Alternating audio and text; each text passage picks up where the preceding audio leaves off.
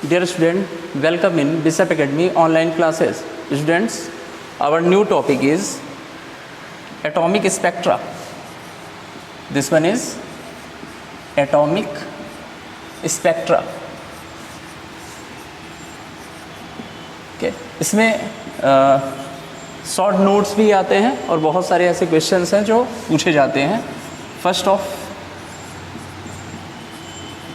This one is spectra. ये आपसे पूछा जाता है. अब स्पेक्ट्रम में ही एब्जॉर्प्शन स्पेक्ट्रा,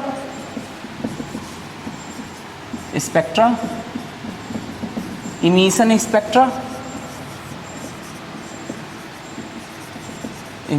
स्पेक्ट्रा, ठीक है.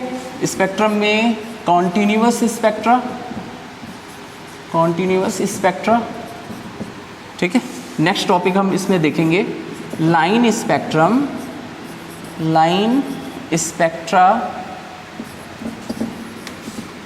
For H atom, hydrogen atom के लिए line spectra. Okay students, let us see. First of all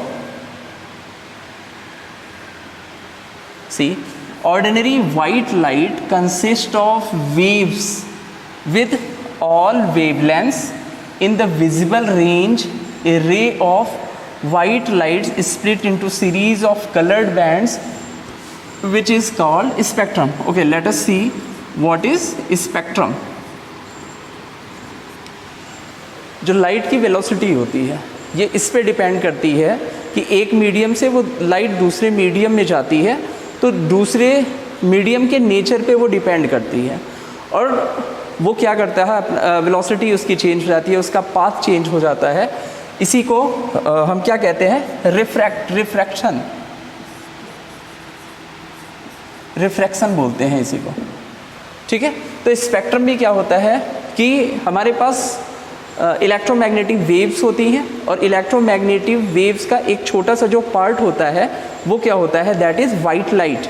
और वाइट लाइट जब भी थ्रू द प्रिज्म हम पास आउट करते हैं तो वाइट लाइट क्या होती है, कई सारे कलर्स देती है. दैट इज़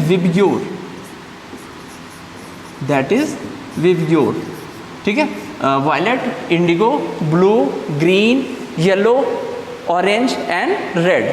तो ये first of all this one कि what is spectrum. Ordinary white light consist of waves with all the wavelengths, बहुत सारे वेवलेंथ्स की इसके पास क्या होती है, वेव्स होती हैं. इन द विजिबल रेंज में व्हाट इज द विजिबल, जो वाइट लाइट की बात हो रही है that is visible range.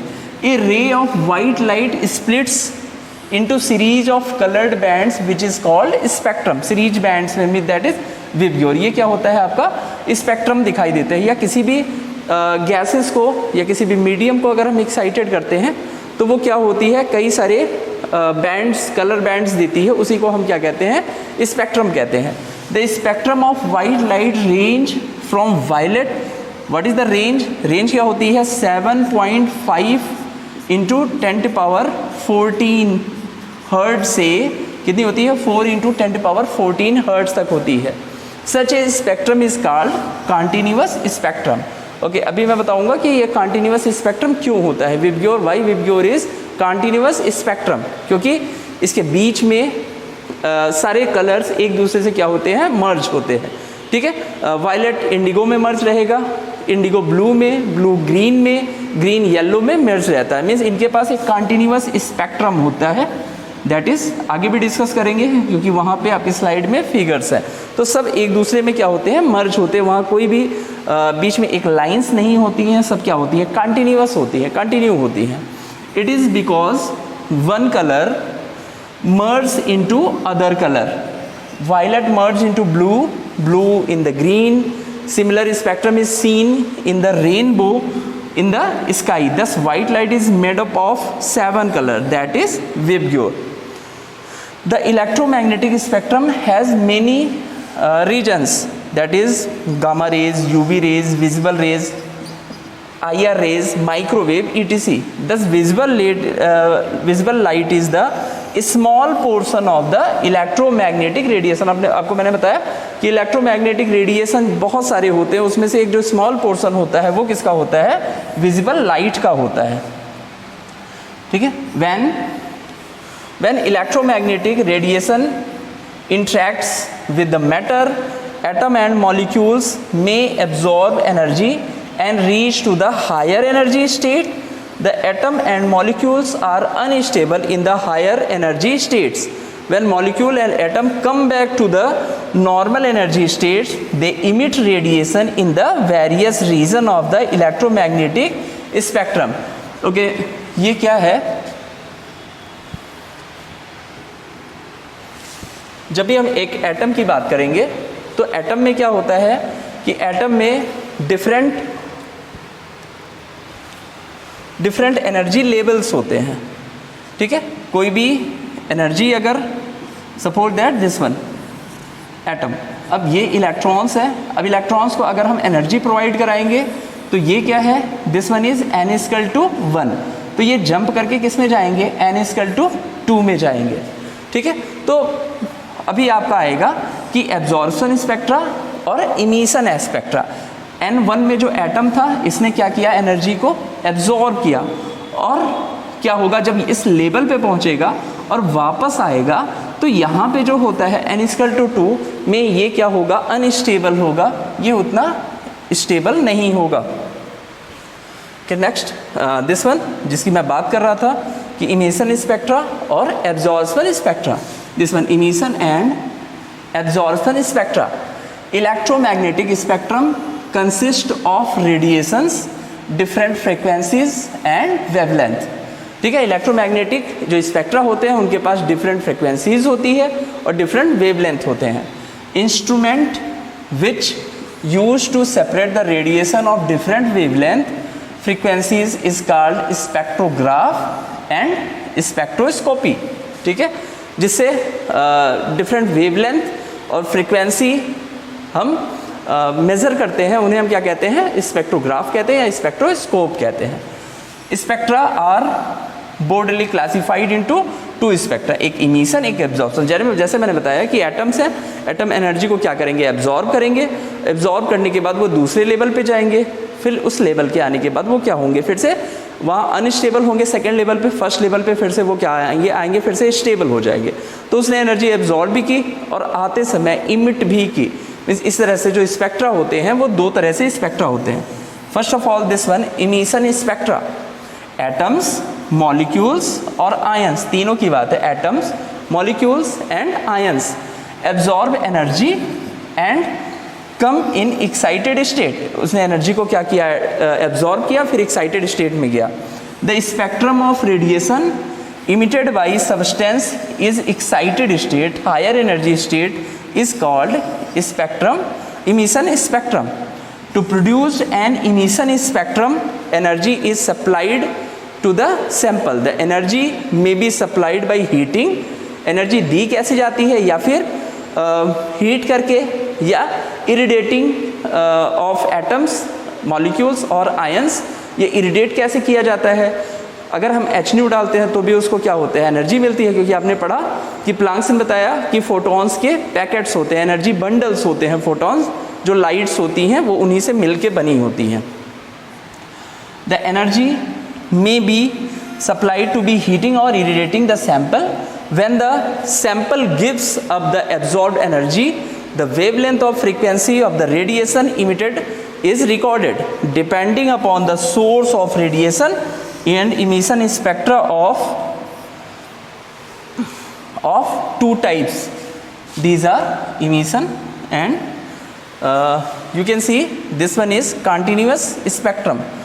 Why this is continuous spectrum? Sunlight है, sunlight को एक slit के थ्रू क्या किया गया, पास आउट किया गया, तो ये कहाँ आया, प्रिज्म में। अब इसने क्या किया कि डिफरेंट जो है वेवलेंथ के जो कलर्स हैं उसने क्या किया, इमिट किया। अब इसमें भी एक चीज़ है, क्योंकि ये कहाँ से शुरू है, V2 शुरू है और ख़त्म कहाँ पे हो रहा है, रेड पे ख़त्म हो रहा है, ठीक है। तो जिनकी वेवलेंथ कम होंगी उस वेवलेंथ में अगर कम वेवलेंथ किसी के पास है तो वहाँ पे जो वहाँ पे स्कैटरिंग होगी या फिर जो रिफ्लेक्शन आएगा, जो डेविएशन आएगा, वो क्या होगा, हाईएस्ट होगा, और जिसकी वेवलेंथ ज़्यादा होगी उसका डेविएशन कम होता है। okay? Continuous spectrum, late us see what is line spectrum. Line spectrum क्या होता है? लाइन स्पेक्ट्रम, एक तो सबसे पहले ये चीज़ समझिए लाइन स्पेक्ट्रम समझने की पहले कि हर एक एलिमेंट का अपना एक फिंगरप्रिंट होता है, और हर एक एलिमेंट जब भी उसके एटम्स को हम एक्साइटेड करते हैं तो वो क्या करता है, एक अपना पर्टिकुलर लाइंस दिखाता है फोटोग्राफिक प्लेट पे, या फिर कुछ लाइंस दिखाते हैं। ये फिक्स होता है कि सोडियम कितने एंगस्ट्रॉम की वेवलेंथ देगा, या फिर हाइड्रोजन कितने की देगा। तो एज वी कैन सी कि सोडियम जो होता है वो क्या दिखाता है, 2 येलो लाइंस दिखाता है, this one. Okay, let us see line spectrum. When some volatile substance is heated in the Bunsen flame or an electric discharge is passed through a gas at low pressure, light is emitted. Okay, first of all आपको एक चीज जानना है, what is volatile? Volatile substance कौन से? देखो दो तरह से सब्सटेंस होते हैं, एक होता है आपका नॉन वोलाटाइल और एक होता है आपका वोलाटाइल। वोलाटाइल सब्सटेंस ऐसे सब्सटेंस होते हैं कि जब भी इनको हम एनर्जी देते हैं या हीट प्रोवाइड करते हैं तो ये तुरंत मीन्स अगर इनका हम प्योर फॉर्म फाइंड आउट करना चाह रहे हैं तो वो क्रिस्टलाइन फॉर्म में ही फाइंड आउट होगा। नॉन वोलेटाइल जो होते हैं, जैसे हमारे पास जो वाटर है, वाटर का नेचर ऐसा होगा कि जब भी हम उसको हीट करेंगे तो वो वेपर फॉर्म में जाएगा, और वेपर फॉर्म में ही हम उससे जो प्योर सब्सटेंस है, प्योर वाटर, हम उसे डिस्टिल करके फाइंड आउट कर सकते हैं। बट वोलाटाइल का सेम उल्टा नेचर होता है, वो क्रिस्टलाइन के थ्रू ही, मतलब क्रिस्टलाइजेशन एक प्रोसेस होता है, उसी के थ्रू उसके प्योर फॉर्म को फाइंड आउट कर सकते हैं। इनका नेचर डिफर होता है, वेपर में कन्वर्ट नहीं होते हैं, एक्साइटेड स्टेट में चले जाते हैं ये, ठीक है। तो ऐसे कोई सब्सटेंस होते हैं, जैसे जितने भी मेटल्स होंगे उनको वोलाटाइल नेचर का ही कहा जाएगा, और जब भी हम उनको फ्लेम देते हैं या इलेक्ट्रिक डिस्चार्ज कराते हैं, प्रेशर लो रखते हैं, तो इनके इनके एटम्स होते हैं वो एक्साइटेड स्टेट में चले जाते हैं। The wave length of light is emit color depends upon the nature of the substances. For example, sodium and potassium on the heating in Bunsen flame emit yellow and violet light. ठीक है, sodium और potassium को जब भी हम बुनसेन flame पे गर्म करते हैं तो ये येलो और वाइट लाइट प्रोड्यूस करते हैं। जैसे आपको ये दिखाया, NaCl है, सोडियम है, सोडियम को जब भी हम हीट करेंगे तो ये थ्रू द स्लिट हम पास आउट करेंगे इसके लाइट को, क्योंकि जब भी एक्साइटेड स्टेट में NaCl गया तो ये लाइट इमिट करेगा। एब्जॉर्ब किया, एब्जॉर्ब करने के बाद वो क्या किया, इमिट किया। तो यहाँ एक लाइट ऑफ बीम आती है थ्रू द प्रिज्म। जब हम प्रिज्म के थ्रू इसको पास आउट करेंगे तो ये क्या करेगा, 2 लाइट्स देगा। एक कितने का होगा, 5896 एंगस्ट्रॉम का, और दूसरा 5890 एंगस्ट्रॉम का, मीन्स 2 येलो लाइन्स हमको फाइंड आउट होगी। Line spectrum produces by NaCl respectively. If the emitted light is resolved by a spectroscopy, no continuous spectrum is obtained. On the other hand, isolated colored lines separated by dark bands are obtained. This spectrum is called line emission spectrum और line spectrum। Means हर metal की ये element कहेंगे, हर metal elements की ये property होती है कि वो लाइन इमिशन शो करते हैं। Okay, each line of spectrum corresponding to the particular wavelength. Sodium always gives 2 yellow lines corresponding to wavelength 5890 angstrom and 5896 angstrom. Okay, this one absorption spectra.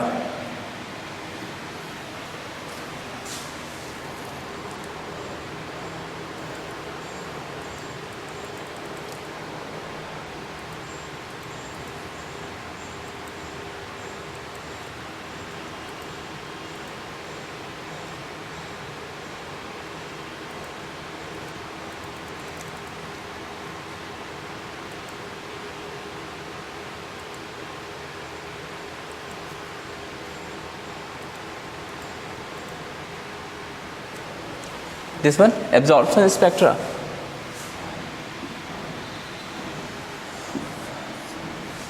When a beam of continuous lighting is passed through solution or vapor of chemical substance, it is observed as spectrum obtained continuous in number of direct line is called absorption spectrum. मैंने आपको बताया क्या कि अगर कोई भी atom है और एटम को जब भी हम एनर्जी देते हैं तो ये क्या होता है, ये नेक्स्ट लेवल पे जाएगा.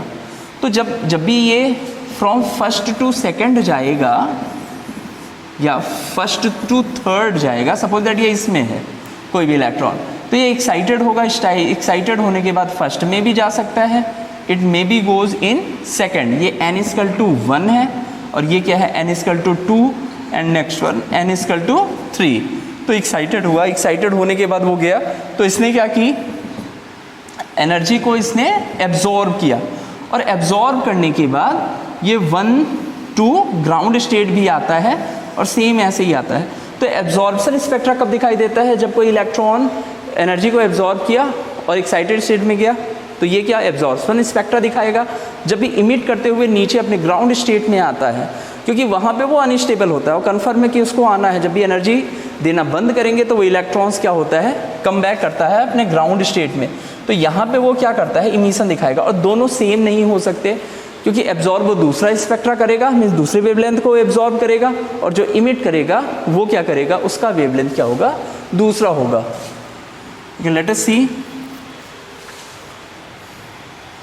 दिस वन, कि हमारे पास एक एक्साइटेड सैंपल है, ठीक है. एक्साइटेड हम क्या कर रहे हैं, सैंपल कर रहे हैं. अब ये थ्रू द बीम इसकी एक फिंज के थ्रू हम निकाल रहे हैं और एक प्रिज्म पे डाल रहे हैं. तो ये क्या हो रहा है कि ये फिल्म और डिटेक्टर पे वो डिफरेंट वेवलेंथ दे रही है. और वाइट लाइट का जो सोर्स है वो भी फिंज के थ्रू, जब भी एब्जॉर्बिंग सैंपल है इसके थ्रू प्रिज्म में पड़ता है, तो ये क्या होता है, विद योर डिफरेंट ये कलर्स को देगी. हमारे देखने वाली चीज़ कहाँ पे है, यहाँ पे है. एक आप देख रहे होंगे, this one is emission spectra and this one is absorption spectra, ठीक है. अब दोनों में डिफरेंस भी पूछा जाता है जब भी क्वेश्चन आपसे पूछा जाता है. तो एब्जॉर्प्शन स्पेक्ट्रा में कुछ लाइंस होती हैं, दे आर ओके. जैसे ये है आपका इमिशन स्पेक्ट्रा और ये क्या है आपका एब्जॉर्प्शन स्पेक्ट्रा. तो यहाँ पे जो लाइंस बनी होती हैं, ठीक है, कुछ लाइंस होती हैं, और ये क्या होता है, ब्लैक कलर का होता है. जो एब्जॉर्प्शन स्पेक्ट्रा होगा वो एब्जॉर्प्शन स्पेक्ट्रा में क्या होता है, कुछ कलर्ड लाइंस होती हैं, ठीक है. तो जब ये अभी हम डिफरेंस देखेंगे तो डिफरेंस में भी हमको पता चलेगा कि दिस वन, यहाँ डिफरेंस है. पहले देखते हैं कुछ चीज़ें.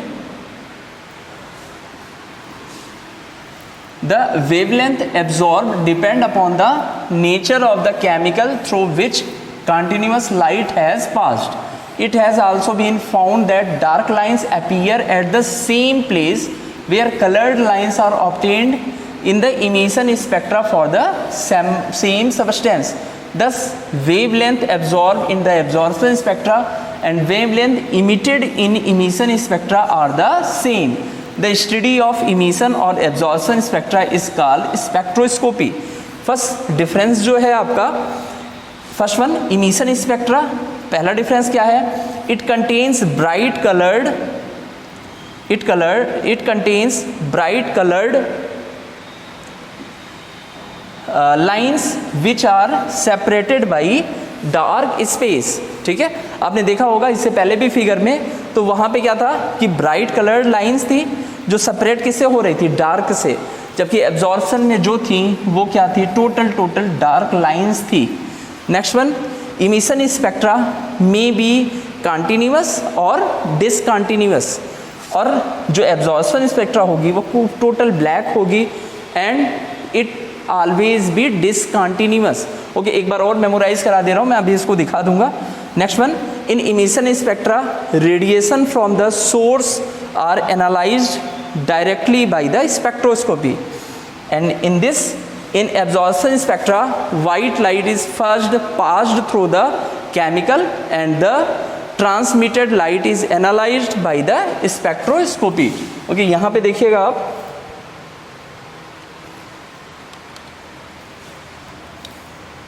यहाँ देखिए दो तरह से स्पेक्ट्रा था, यही दिखा रहा था मैं, एक एब्जॉर्प्शन स्पेक्ट्रा है और एक क्या है आपका, वन इज इमिशन स्पेक्ट्रा। तो एब्जॉर्प्शन स्पेक्ट्रा है और आपका क्या है, एक ये this one is absorption and this one emission. अब इमिशन में जितना भी आप देखेंगे सब में क्या है, ब्लैक लाइट्स होती हैं, ब्लैक लाइंस हैं, ठीक है, टोटल ब्लैक है ये। और इसमें क्या है, एब्जॉर्प्शन स्पेक्ट्रा डिसकंटिन्यूअस है, यहाँ पे कहीं लाइंस है कहीं नहीं है, ठीक है। तो ये अब इसमें ये होता है कि जो इमिशन स्पेक्ट्रा, एब्जॉर्प्शन स्पेक्ट्रा में जो ये लाइंस होती हैं वो लाइंस किसके करस्पॉन्डिंग होती हैं, इमिशन स्पेक्ट्रा के करस्पॉन्डिंग होती हैं। मीन्स दोनों एक ही हैं, जहाँ एब्जॉर्प्शन स्पेक्ट्रा की बैंड्स फाइंड आउट होंगी वहीं से इमिशन स्पेक्ट्रा क्या होगा आपका विजिबल होगा, वही दिखाई देगा, means they are same. Okay, let us see spectrum of hydrogen. This is very important क्योंकि बोर के जो उनका एटॉमिक मॉडल था इस पे भी डिपेंडिंग था। तो सबसे पहले अगर हम इस हाइड्रोजन के स्पेक्ट्रम की बात करेंगे तो ये क्या दिखाएंगे, क्योंकि दिस इज एलिमेंट, ठीक है, तो ये क्या दिखाएगा, लाइन स्पेक्ट्रम दिखाएगा और पर्टिकुलर दिखाएगा जो भी होगा आपका। When an electric discharge is passed through gaseous dihydrogen, the H2 molecule dissociate into energetically excited hydrogen atoms. The excited H atom emit radiation of the discrete frequencies and wavelength. The hydrogen spectrum consists of several lines named after their discoverer. Okay, we can see कि white light है और white light through the slit, ठीक है, absorbing sample है हमारा, absorbing sample के through गया और यहाँ पे क्या किया गया कि प्रिज्म के थ्रू गया ये, तो ये क्या दिखाया, विबग्योर ये कलर दिखा रहा है, ठीक है, figure producing the absorption spectra, ये एब्जॉर्प्शन स्पेक्ट्रा है। Balmer showed the experimental basis that the visible lines of the hydrogen spectrum obey the formula. एक फॉर्मूला है जिसको वो क्या करते हैं, ओबे करते हैं। किसने दिखाया था, सबसे पहले बामर सीरीज, इसमें डिफरेंट सीरीज है, डिफरेंट जो साइंटिस्ट थे उन्होंने हाइड्रोजन स्पेक्ट्रा को की डिफरेंट लाइंस ली। अब इसमें यही है, सिंपली इसको ऐसे समझिएगा कि हाइड्रोजन का एक सैंपल लिया, इसमें क्या था आपका H2 था, और उसके बाद से इसको क्या किया कि इलेक्ट्रिसिटी डिस्चार्ज की। अब इलेक्ट्रिसिटी डिस्चार्ज करने के बाद ये कन्फर्म है कि इसके जो इलेक्ट्रॉन्स हैं वो एक्साइटेड स्टेट में जाएंगे, फिर वो क्या हो जाएंगे, ग्राउंड स्टेट में आएंगे। तो एक स्पेक्ट्रा ये क्या करते हैं, देते हैं कि स्पेक्ट्रा ये फाइंड आउट कराते हैं, ठीक है, डिफरेंट स्पेक्ट्रा। तो डिफरेंट साइंटिस्ट ने अलग अलग ऑब्जर्वेशन करके जो हाइड्रोजन के स्पेक्ट्रम थे उनको अलग अलग दिया। फर्स्ट ऑफ ऑल जैसे ये है आपका न्यू लैम्डा इक्वल टू 109677, ये एक बमर सीरीज़ के लिए ही था, ये अभी लास्ट में सीरीज़ आएगी, अभी केवल आप फार्मूला देख लीजिए। What is the formula, nu lambda equal to 109677 in the bracket 1/2 square minus 1/n square centimetre inverse. n square means जिससे वो क्या कर रही है, दूसरे से वो जिसमें जा रही हैं, जिसमें जिस सेल में जाएंगी, ठीक है, उन्हीं के बीच का। Where n will be 3, 4, 5 and so on, कुछ भी हो सकता है। मीन्स अगर इलेक्ट्रॉन एक्साइटेड हुए किसी भी सेल में जा सकते हैं, थर्ड में, फोर्थ में, फिफ्थ में। रिचबर्ग कौन formula, Rydberg gave a very simple expression for the calculation of the wavelength of various lines of hydrogen spectra. जितने साइंटिस्ट आए उन्होंने यहाँ जो लाइंस की वैल्यू थी वो डिफरेंट लाइंस की वैल्यू रखी, लेकिन जो रिचबर्ग थे, रिचबर्ग ने सबको एक ही में कर दिया, एक अपना कांस्टेंट देके, ठीक है।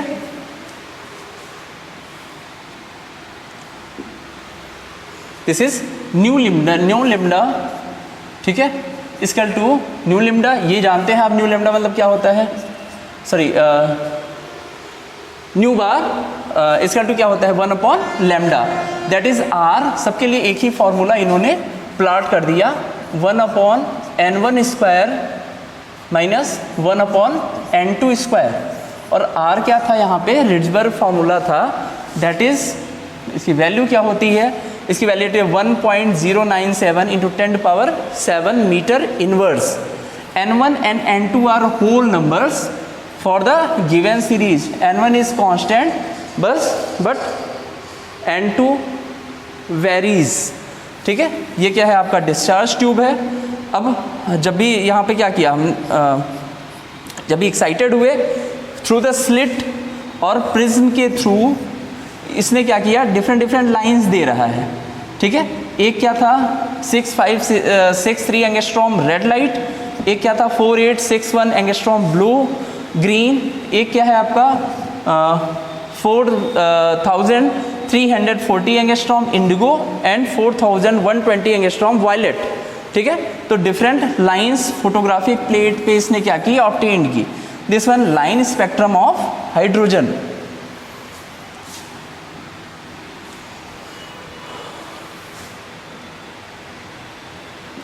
अब देखिए ये डिफरेंट, लेमन n=1। ठीक है, कहाँ से कहाँ तक जाएगा, सेकेंड, थर्ड, फोर्थ से इनफाइनाइट। और ये क्या रीजन कौन सा था, यूवी रीजन था। नेक्स्ट वन बामर का क्या है, n=2, ये थर्ड, फोर्थ, फिफ्थ से क्या था, इनफाइनाइट। ये कौन सा है आपका, विजिबल रीजन है। नेक्स्ट वन पास्कन, n=3, ये थर्ड से फोर्थ, फिफ्थ, सिक्स और वहाँ से इनफाइनाइट। ठीक है, कौन सा था आपका, IR रीजन था। ब्रैकेट का fourth, fifth, six, seventh infinite IR spectra. Pfund का ऐसे ही था, n=1 से 6, 7, 8 IR स्पेक्ट्रा पे। ठीक है, फिर क्या था, हम्फ्री का था 6 से 7, 8, 9। ठीक है, मतलब जितनी एनर्जी आप देंगे इलेक्ट्रॉन उतना ज़्यादा एक्साइटेड होगा।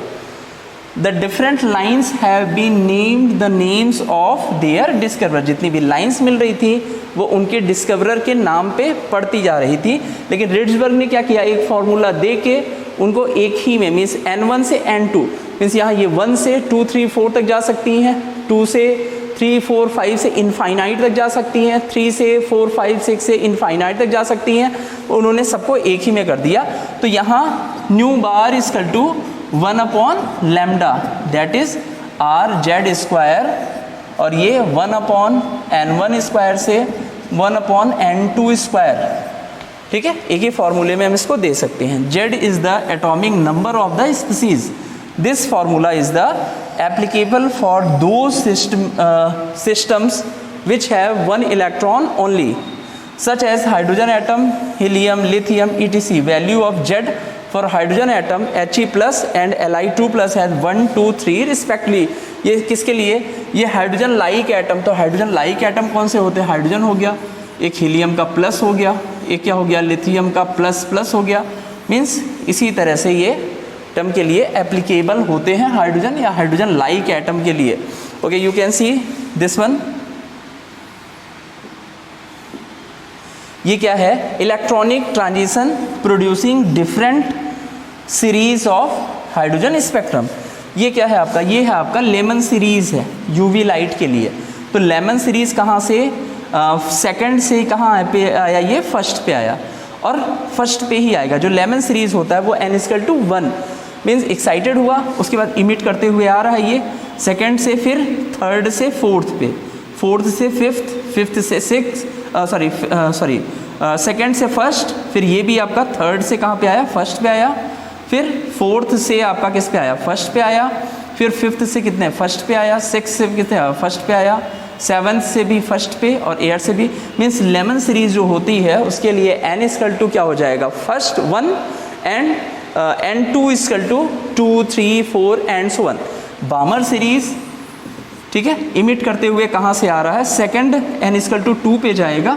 ये n= यही बता रहा है, ये आपका ये n=1 and this one n=2, ठीक है, दिस वन n=3। तो ये बामर सीरीज में क्या हो रहा है, ये आपका थर्ड से सेकंड पे आ रहा है, फोर्थ से सेकंड पे, फिफ्थ से सेकंड पे, सिक्स से सेवन्थ पे। Next one Paschen series, Paschen series n=3 कहाँ से आ रहा है, फोर्थ से थर्ड पे, 5th से 3rd पे, 6th से 3rd पे। इन पास्कल सीरीज किसने n= क्या हो जाएगा आपका 3rd के लिए, n1 लिख सकते हैं। ऐसे ही आपका ब्रैकेट सीरीज है, ब्रैकेट सीरीज IR के लिए है, और ये किस पे आ रहा है, n=4th पे आ रहा है, और कहाँ से 5th, 6th, 7th और 8th से आ रहा है। नेक्स्ट वन फुंड सीरीज है, ये IR स्पेक्ट्रम n=5 के लिए है, और किस पे आ रहा है आपका 6th, 7th, 8th से आ रहा है। ऐसे ही आपका हम्प्री सीरीज है, ये किसके लिए है आपका n=6 के लिए। तो n की वैल्यू पुट करके जो फॉर्मूला आपका दिया गया है उससे आप डिफरेंट वैल्यूज़ निकाल सकते हैं। Thank you for watching video. For any doubt, question और queries, message me in Google Classroom.